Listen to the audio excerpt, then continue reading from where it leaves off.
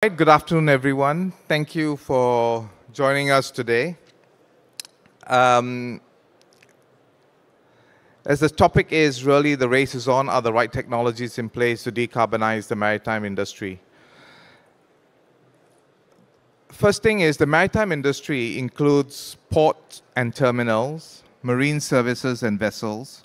Hence, when we consider decarbonizing the maritime industry, we need to account for the carbon footprint based on a life cycle analysis. This is to ensure that in decarbonizing the maritime industry, we do not inadvertently pass the burden of decarbonizing to others in the value supply chain. There are three main categories of solutions that lower GHG emissions, and these are market-based measures, technical and operational interventions, and the use of alternative low or zero carbon fuels. As we grapple to architect the right market-based mechanisms to deliver real reductions in GHG emissions and the modest impact of technology-driven energy efficiency, which actually only ranges from 4 to 9% in general at the moment, we are left with a few large levers that deliver significant impact. These are, for example, slow steaming, engine derating, wind-assisted propulsion, and low-carbon fuels. To accelerate the deployment of these solutions, we must keep the cost of change low by taking advantage of interoperability of current operating assets with minor modifications, availability and accessibility to such solutions, performance reliability with respect to operations, safety, health, and the environment. The key question then these solutions need to address is the degree of impact both in terms of speed to deploy and level of decarbonization. We have today a great lineup of panelists to help us unwrap the considerations in answering some of these questions. I will first invite Jing Xiang to at least describe what does Good Fuels do. She's the general manager there, so the audience can have a feel of the space that you're working in. Hi.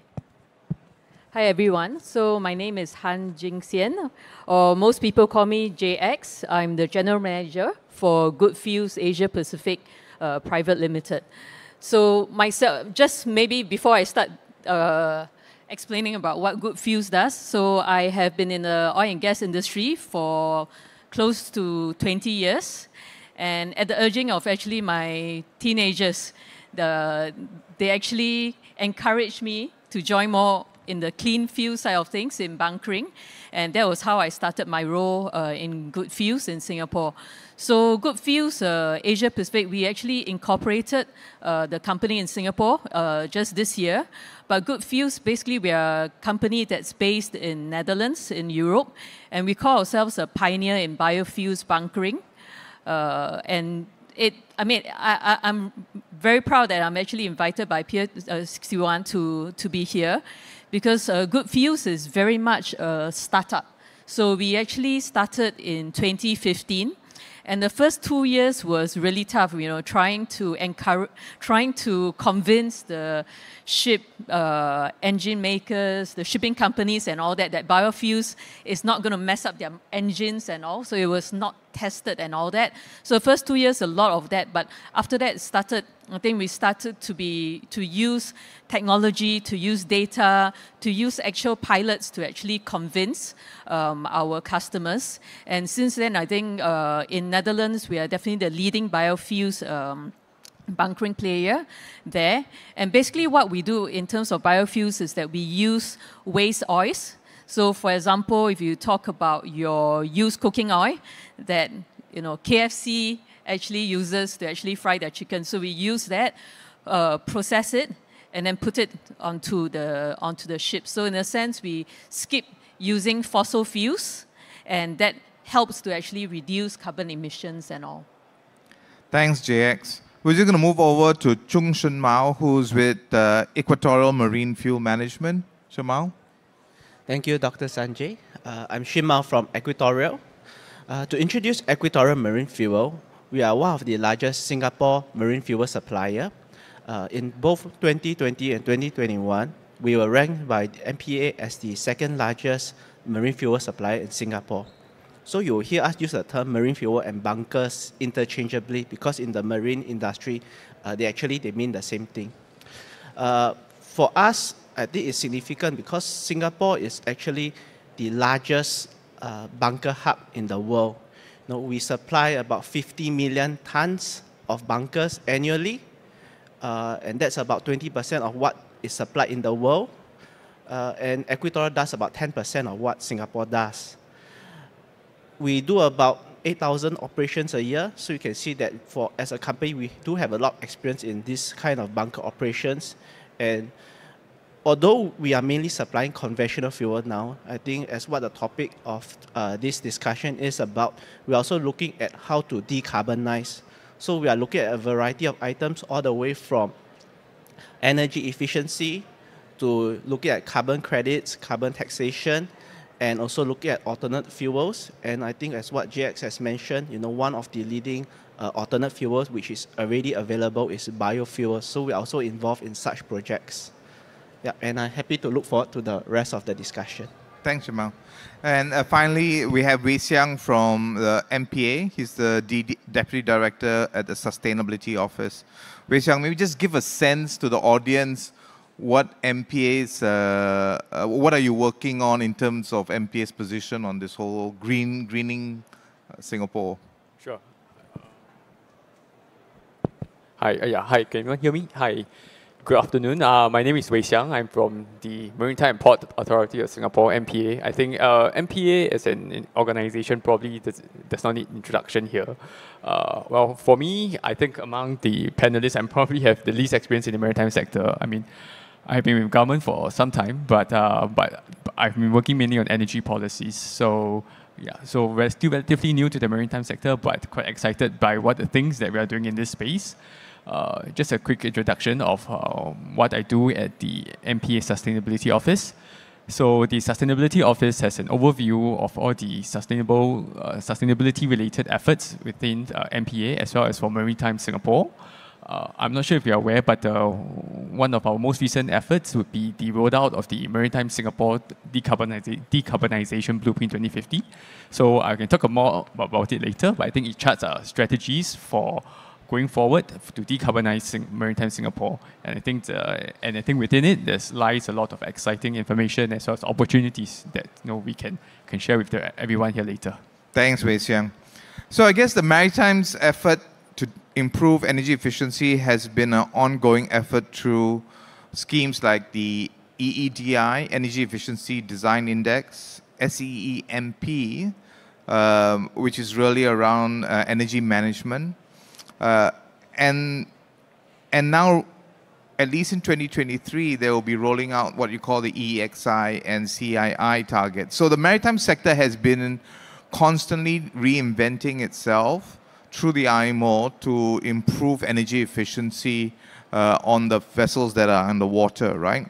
And they've also set up a target for 2030, 40% reduction, and 2050, 50% reduction with a baseline of 2008.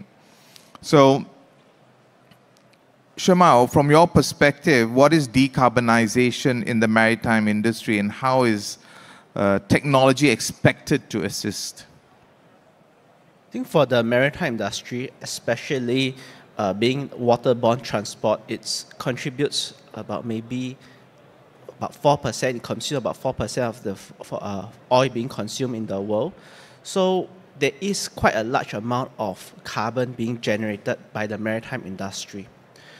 In this regard, it's important that people who are involved in the maritime industry look to how to decarbonize, and this can come about through various means. One of it, I think, which Dr. Sanjay just mentioned, is how do we make vessels, ships, more energy efficient? Because that, at the moment, is one of the lower hanging fruits. If we can make ships more efficient, they burn less fossil fuel per mile traveled, and therefore it indirectly contributes towards the reduction of carbon. Other than that, we also look at other issues such as what is the type of fuel that is being burned.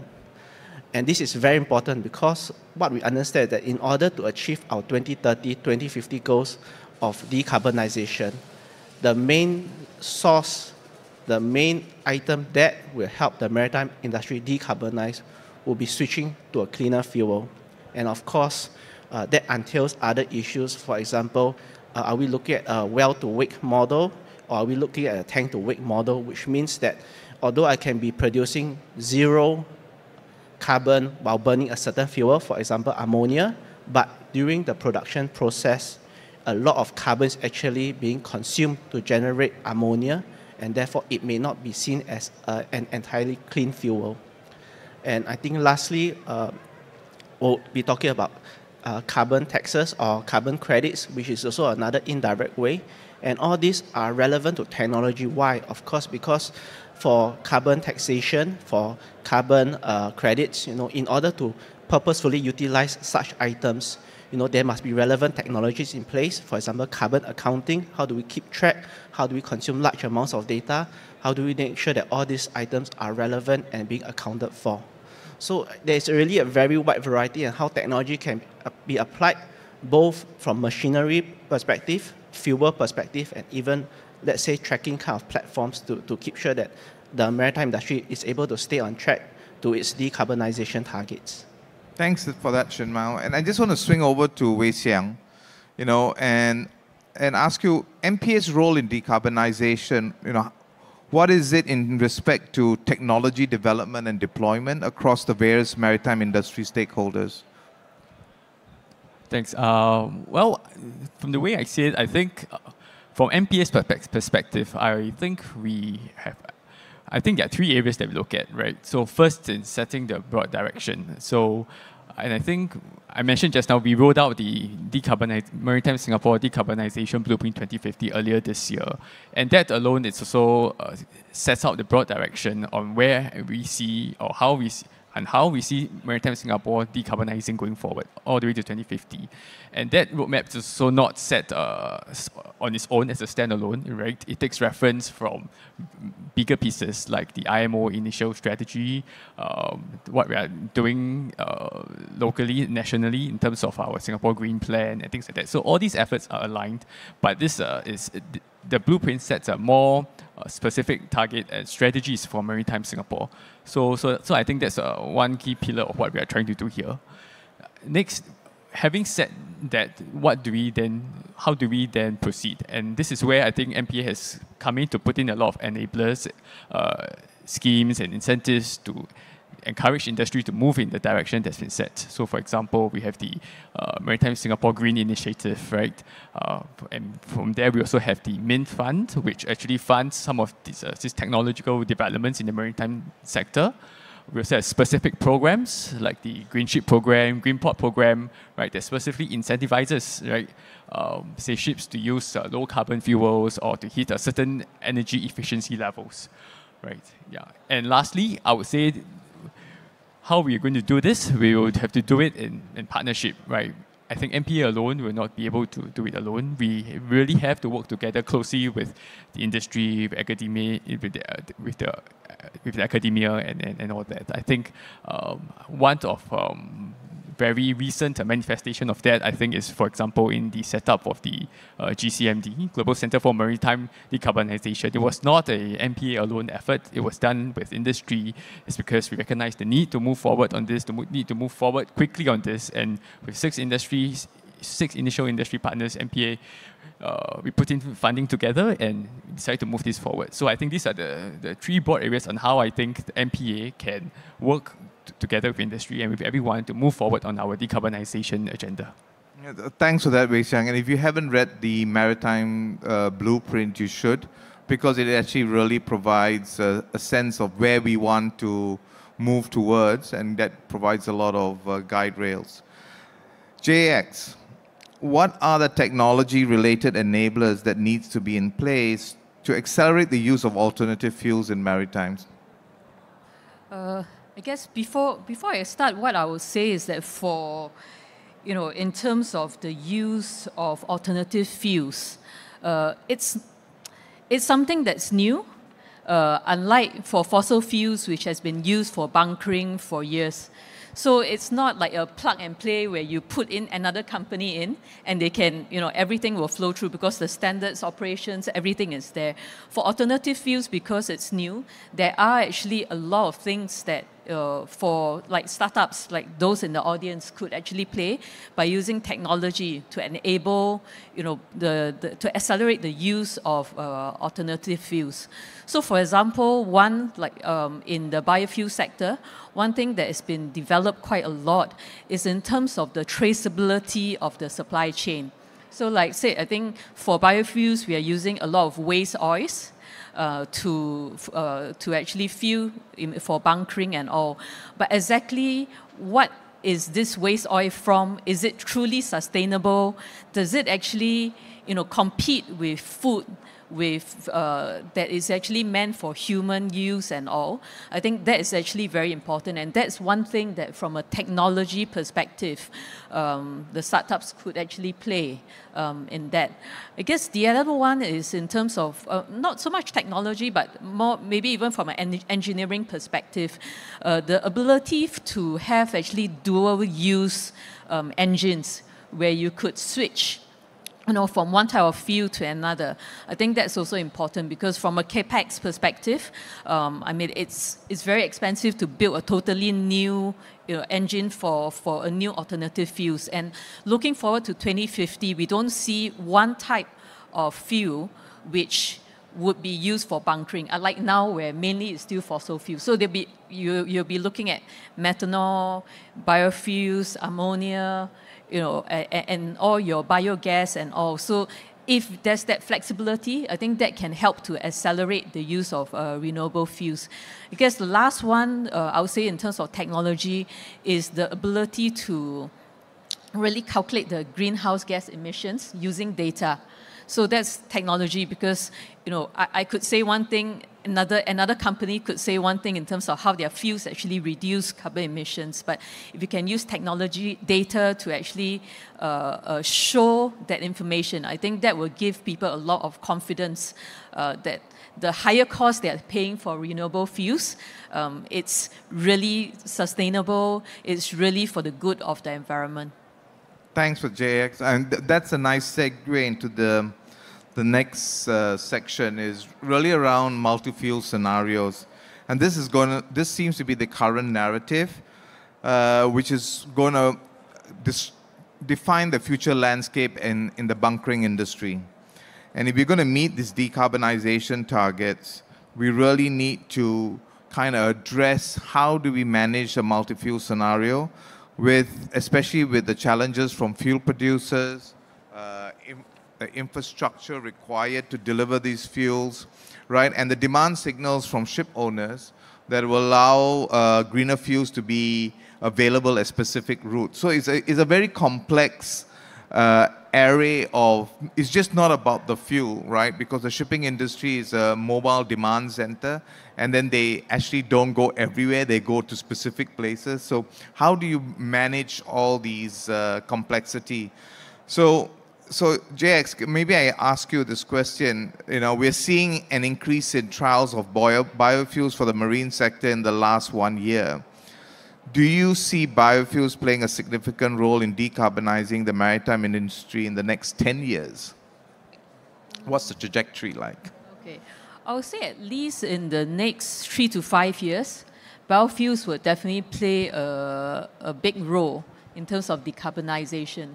Because if you look at the type of fuels, it means the cleaner fuels that's available now, biofuels is the one that is a drop-in fuel.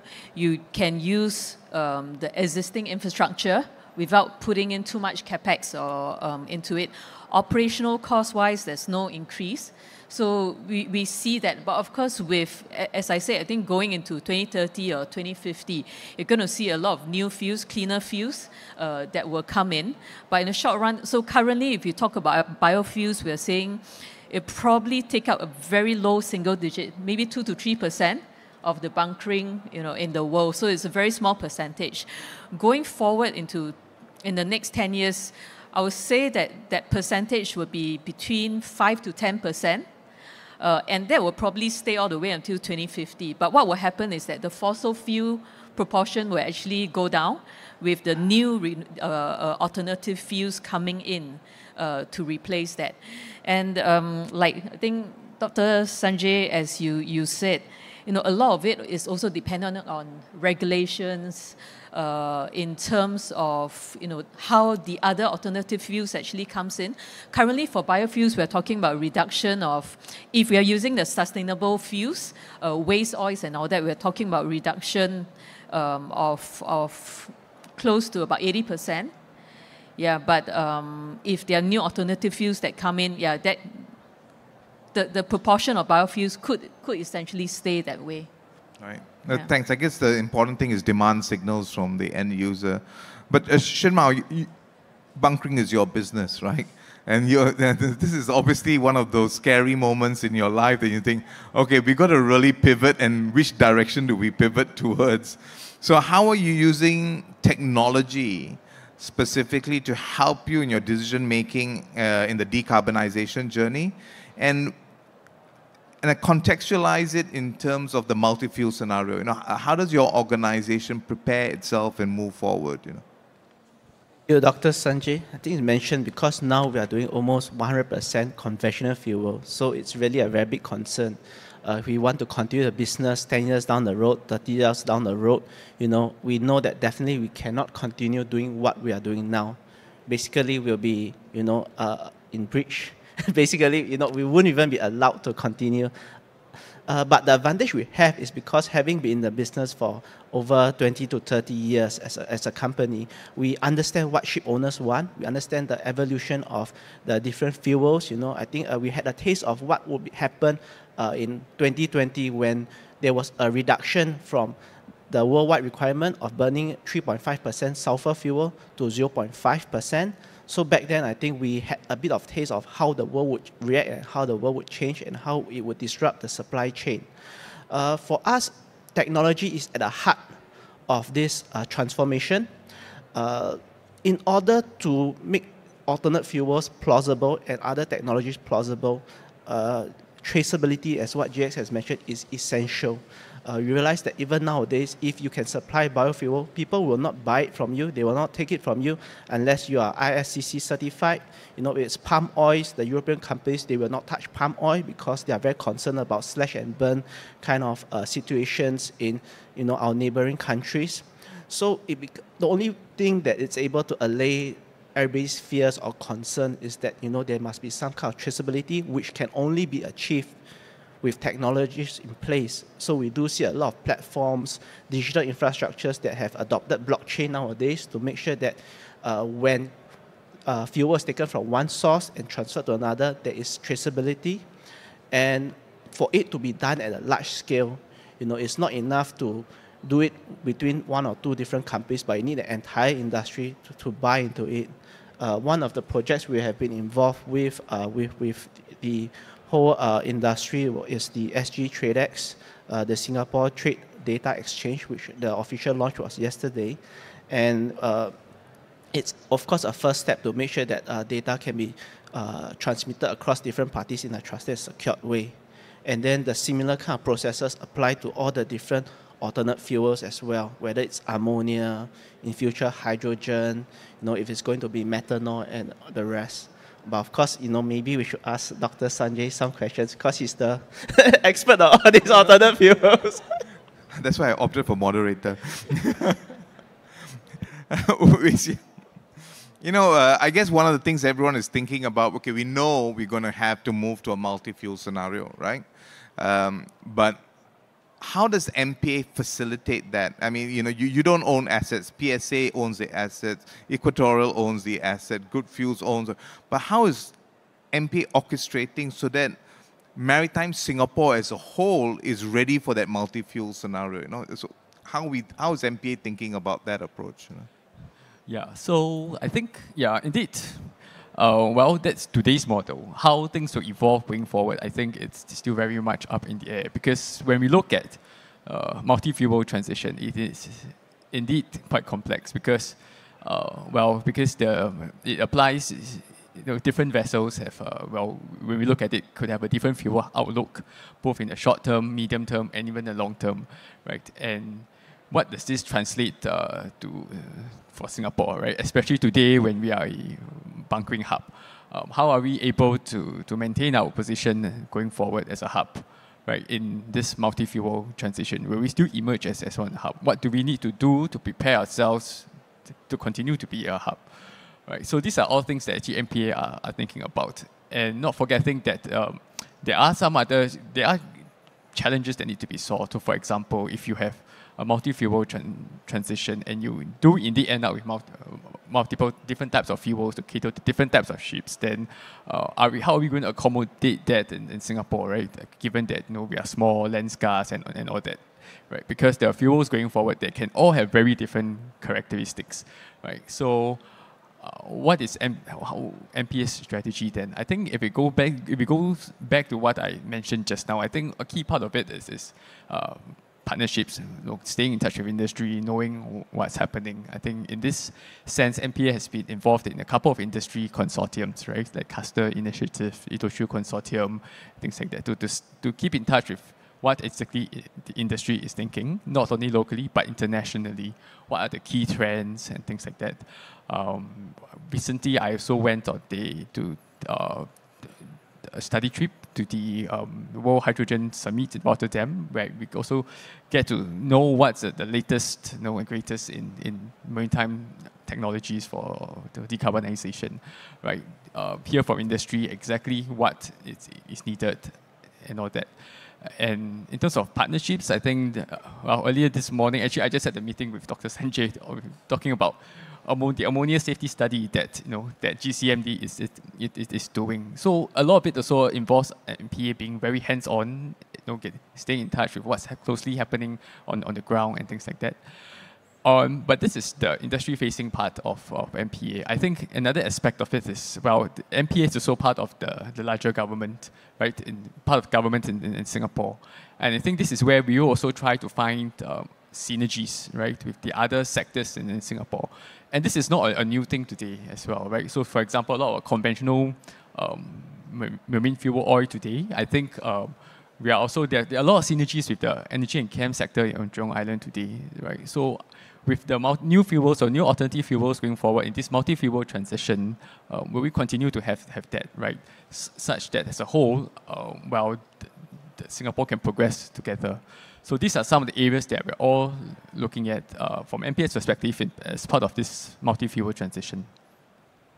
Thanks for that, Wei Xiang. And JX, I just want to swing back over to you, right? Because when we look at the alternative fuels like green ammonia, e-methanol, bio-LNG, they're quite some ways away, right? Although there's a lot of announcements on investments and production of green hydrogen to make these fuels. So biofuels is really going to be one of the earlier candidates to move forward with. But from your perspective in good fuels, how do you sustain that business as the other new fuels begin to ramp up? So what is really from a GHG emission perspective, right? How much of a headroom does biofuels have in terms of its accounting compared to the other fuels that keeps it really way ahead because of its biogenic nature? So for biofuels, so this is a bit of advertisement for good fuels. So for good fuels, we don't use any palm-related products. Yeah. So for us, we focus more on the waste oils and all. And with that, and especially if it's RED certified and all that, we are talking about more than 80% greenhouse gas, basically reduction in terms of greenhouse gas and all. And of course, with that, that's because we use B100, which is basically 100% biofuels. In Singapore, because like if you look at a lot of the pilots that's happening, because of the high cost of biofuels, I think we do more lower blends. So with that, of course, then the GHG reduction actually reduces. But from a good fuels perspective, I think how do we continue to sustain and compete with the other alternative fuels that's coming up? What I'll say is that I think we have two teams, which for me is very important. One is our sourcing team. So the team that actually goes out there to source for all these waste oils and all, I think they're continuing going out to talk to the market to understand what are some of the waste streams that we could take in to reduce the cost of biofuels to our customer. I think that's very important. The other thing that in terms of team that we have is the innovation team. So they also are continuing going out there to actually look for new fuels, to do pilots, trials and all that for other alternative fuels that we could use. So I guess, I mean, we are very small. So like I said, I think we are a startup, we are a very small player. But even though we are small, we continue to innovate, to find new ways of reducing costs to our customer, but at the same time, fulfill our mission, to make this a better world for everyone. Thanks, Jackson. It's again a nice segue to the next section. Is really about impacting today and being future ready.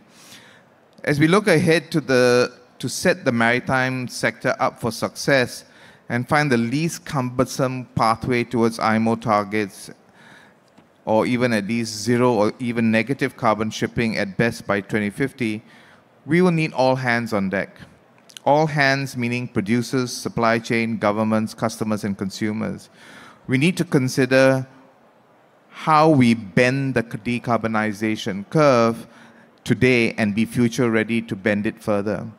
So Wei Xiang, what else do you think we can do as needed to accelerate the maritime decarbonization impact today and be future ready tomorrow? And it's, I guess, in a way to ask, the question is not so much as what MPA can do, but how does MPA encourage industry?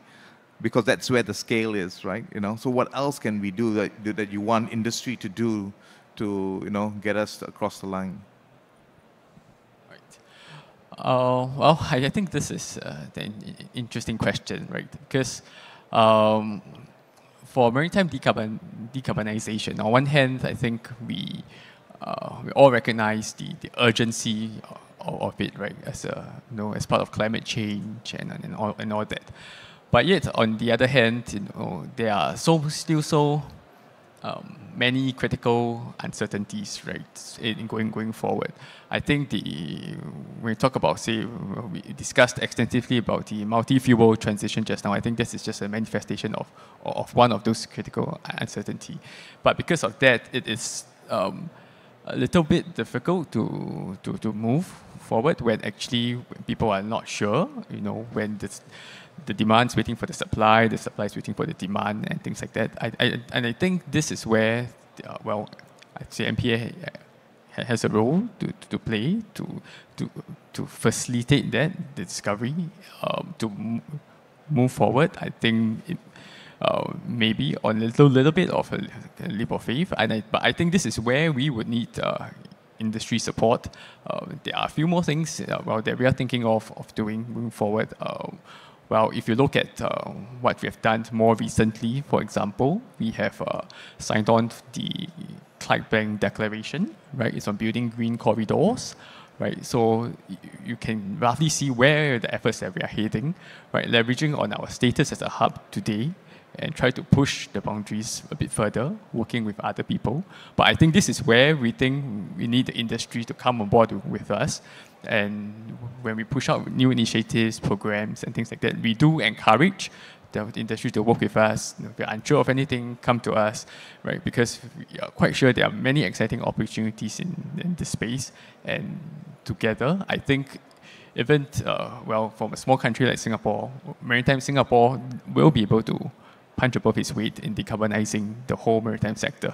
Yeah. Thanks for that. And I guess I'm now going to look to Shun Mao because you're actually in industry, right? And beyond technologies that directly decarbonize the sector, what do you think are there other enabling solutions or services that should be in place to both impact the short term and being future ready that is missing today in the ecosystem? I think what we see today to impact the decarbonization of the maritime industry indirectly would be the utilization of carbon credits. I think a lot of us still do not really understand how it can be exploited and how it can lead to a lot of benefits to the entire industry. For example, one example of carbon credits is that if you buy carbon credits, the cost or the monies that go into buying these carbon credits go into decarbonization projects. So perhaps, there could be a maritime decarbonization fund which is funded by carbon credits that can be quite interesting. So it goes into research and development specific to the maritime industry. We have spoken to different parties. For example, we have spoken to Climate Impact X, which is one of the Singapore exchanges for carbon credits. I think they are focused more on forestry, but so far we have not come across any which is focused on decarbonization in the maritime sector. We believe that this was raised at the IMO level maybe 1 or 2 years ago, that there should be a carbon tax on ship owners such that when they buy bunker fuel, a certain amount of the tax cost will go into research and development. So I think these are things that can be interesting, because a lot of the focus or a lot of these products such as carbon credits were created for the wider industry, but they also can be utilized for the maritime industry. So there are some of our thoughts about it. Thanks for that. And JX, what are some of the wild cards that the industry might want to keep an eye on, which will hamper or propel the deployment of renewable fuels in the maritime industry? Okay, so talking about propelling, I think like what Shemal talked about, having carbon tax, on the fossil fuel. I think that's one. Of course, subsidies from the government is also another one, and that's why in Netherlands, actually, why the take-up of biofuels increased significantly was actually after the implementation of the Dutch incentive scheme. So that will definitely propel. But unfortunately, because now all these mandates are voluntary, I mean, it's not something that is mandatory by IMO, and also it's really subject to every country in terms of what they would actually want to support. I guess the other one for us in terms of propelling, where we see is that, of course, the shareholders of these companies that actually sell fossil fuels and all, I think they are also pressuring the major oil companies to say, okay, we need you to be sustainable, to be clean, and reduce the greenhouse emissions. And that has definitely helped to actually propel the use of renewable fuels. The other thing that we are seeing from good fuels is that actually the cargo owners. So for example, the likes of IKEA and all, where you buy your furniture on, they are not the ones who are actually paying for that fuel. I mean, they are paying indirectly, but they are the ones who are actually pressuring the shipping companies to say that, okay, for me to use your ships, I need them to be on sustainable fuels and all. So they are the ones who are actually indirectly influencing, the use of renewable fuels, which is in line with, their corporate strategy to be sustainable and all. So I think that's more from propelling. I think in terms of hampering, I would say one thing, as I said, I think biofuels, the cost is actually a lot higher than fossil fuels. So with low oil price, actually, it will definitely slow down the take-up, of biofuels, mainly from a cost perspective. That's one. I guess the other one, which we did discuss, is really a lot of the ethical issues in place. So you're telling people that, okay, you have to pay higher prices for your renewable fuels, but at the same time, if there are any ethical issues that comes up, I think that will significantly affect, why people are willing to actually pay higher prices for cleaner fuels. Thanks for that. I got a last question for all of you, and I want to contextualize the last question, right? We are doing this not because we want to play around with new technologies. We do this, we are going through this heartache of thinking, discussing, innovating, because we believe there's an existential threat on climate change. We know the biggest resource we don't have in fighting climate change is time. So at one point, we are asking government, industry, and everything to, get on with it and find the solutions, innovators. But there's a big muscle that has yet to be pulled and flexed, and that's the green consumer. And, how do we get green customers, green consumers agreeing to sharing the burden of higher premium for green fuels, higher service costs for those kind of maritime services, right? higher infrastructure development from the government. Everyone needs to share, but maybe give me your thoughts on how do we mobilize that big muscle, which is the green consumer, to say, yes, we have a common problem. How can we share that burden, and what kind of mechanism that we can create that is sustainable to share the burden? Any thoughts around, maybe they're not even willing to pay. What are your thoughts around that? So maybe I'll start with JX and I'll move down towards Wee Siang. Yeah, so this is a question we have a lot with our customers, I mean, who are the ones who are actually buying fuels, right? In terms of that big price difference between your fossil fuel and biofuels. And I think, Dr. Sanjay, you're right. I think it's, the way we see it is really, so for example, if I take in Netherlands, where so far I would say they have been very successful in terms of rolling out the use of biofuels, is that this difference in price needs to be so-called shared really by three parties. So one, of course, I think in Netherlands, the Dutch government actually gives certain incentives. I think that helps. The other one is really in terms of cargo owners, for them to say that, you know, they are willing to pay more, but then that more is then split up into from a TU perspective in terms of tonnage. And if you add that up, I mean, it's not a lot more, but it's also the transparency to the customer to say that, okay, whatever the extra that you're paying for, it's really contributing to, you know, reducing carbon emissions in the world and all that. I think that's something that is very important, which I think from a technology perspective, data-driven perspective, I think that's going to be very critical, so that people will feel that, okay, really I'm paying for something, because it's not just say, they can really see the data behind it and feel that they are making an impact. Thanks for that. Yeah. Shin Mao, thoughts? For us, we are mainly doing in the B2D field, business to business. So what is one of the most important things, that there is an even playing field, whether it's from a seller or a buyer. And you know, it's always difficult when you want to do something which is maybe environmentally more friendly, but it puts you at a competitive disadvantage to other players in the market. But what we also see is that the world is changing. I think people are becoming more mature. If you look at the B2C arena, you know, people are becoming more receptive towards climate change. You know, in fact, a lot of people feel strongly about it. My wife told me that we get a new car, it has to be an electric car. And even for us, you know, when we look at what it's going to be like moving forward, we feel that this will translate to the B2B field, because now I think when we look, being in the oil industry as well, we do talk to some of the MNCs, the conglomerates, you know, and even them buying oil from a certain country, you can see that their people on the ground are facing pressures as well. And whether this will happen in the future, you know, if we are supplying fuels that are harming the environment, will we see that such companies face pressure not just from other companies but from the public as well?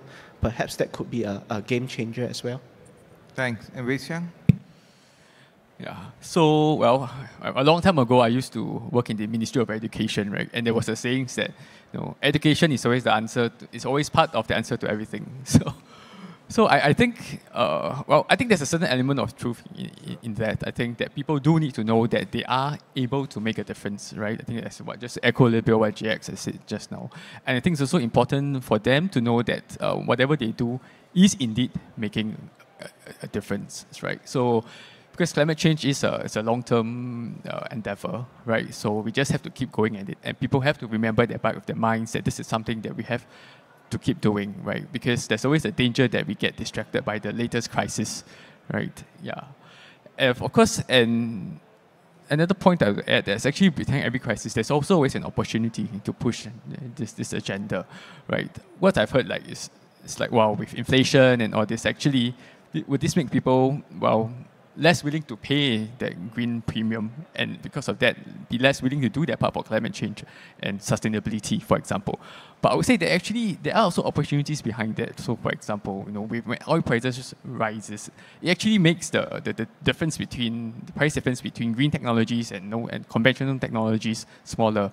So therein lies an opportunity as well for us to nudge people to switch, right? So I think if we can approach things from some of these different mentalities, see it from different perspective, I think we can continue to convince people that we have this is an effort that we have to continue to plug at in the long term.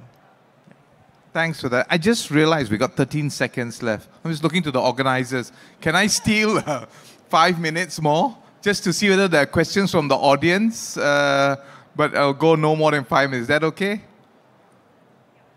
Yeah? Okay. Any questions from the audience? Sure. None for me, this one. Sure. Good evening, all. A quick note on what Mr. Sanjay said about how the clock is running in terms of sustainability efforts till 2050. Can you share thoughts on what is your perspective on investing in new companies which are more sustainability focused? Or are you going to capitalize on putting more money for yourself into increasing your sustainability efforts? Or do you think in terms of carbon tax impact, you're not really that impacted? All right, so I'm just going to try and paraphrase the question so that I make sure I got it. So what you're asking for is perspective on what are the investment decisions, or are you going to allow carbon incentives to drive innovation? In general, carbon tax impact is going to affect everyone in future. Right. And Singapore government has recently launched through their budget carbon tax impact of incremental values through 2030. So do you think to save yourself economically, PR-wise, you're going to increase your capital investment? Or do you think you are going to acquire new companies who are working on sustainability? Okay. So I guess MPA is not going to acquire any company. I'm not going to acquire any company. So I'm going to leave it to Goodfields and Equatorial to answer that question. I think maybe I can put some words on this. I think we believe, Equatorial believes that decarbonization, I think ultimately issue will have to be resolved and have to be solved by new companies, new startups. That's where all the new innovation, the new ideas come from.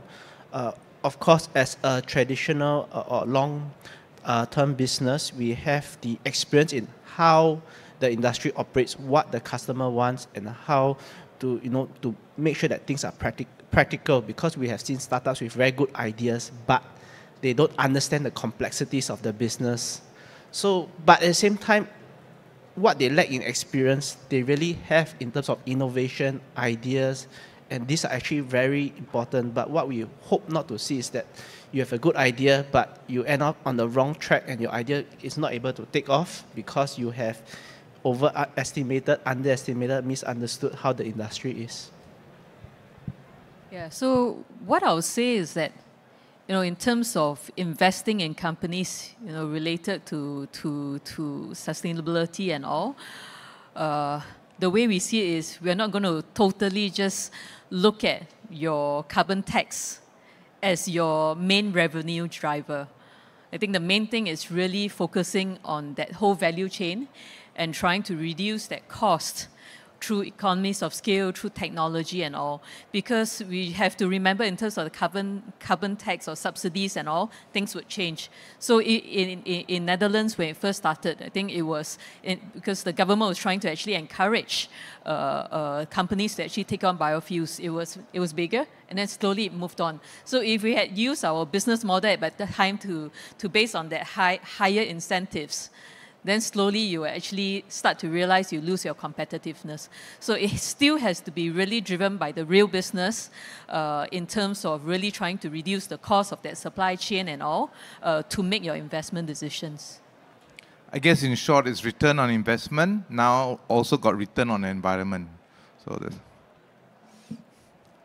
any other questions? We've got 1 minute. 1 minute left. Yeah, a quick one. Then we'll wrap up.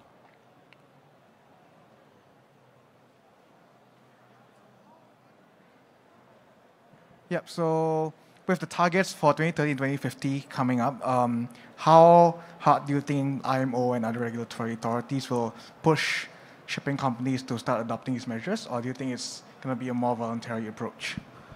I I think IMO is serious. It's been ratified. So everyone's on board. The question really is, what is the right pathway to achieve this? CII is coming up next year. EEXI is coming up next year. So there's going to be a lot more instruments to drive the shipping industry to really try to meet those targets. But it is not an easy target to meet. And I think you will notice in the news that some shipping companies have actually now going for zero shipping. So they're going to overperform against the target. So there's a lot of leadership willingness to try to do the right thing in trying to achieve those targets. That's my sense, and I don't know whether that's consensus there. Maybe MPA, you can give a sense with being part of IMO and all. Yeah, I do agree that actually the IMO is moving and in a very concrete way. And I think Singapore as part of as a responsible flag state member, I think we are also moving together with IMO, and I think in specific areas we are also, in fact, we're trying to see is there other areas where we can build on what IMO is doing and go even further, right? So for example, in some of our incentives programs and things like that, we already started to encourage people to go for zero carbon fuels and things like that, right? So it is I would say the IMO forms like a baseline that we all work with, and I think we are all trying to see whether or not we are able to do more. Yeah. Okay, great. I've never seen the clock go from white color to red color, and it's counting up now. So which means it's not a countdown. That means I'm over-exceeded by 53, 54, 55 seconds. Now, a round of applause for the panelists for a great conversation, and look forward to seeing you all somewhere in Singapore at some time in our lives. Thank you so much, panelists. Thank you. Thank you, everyone.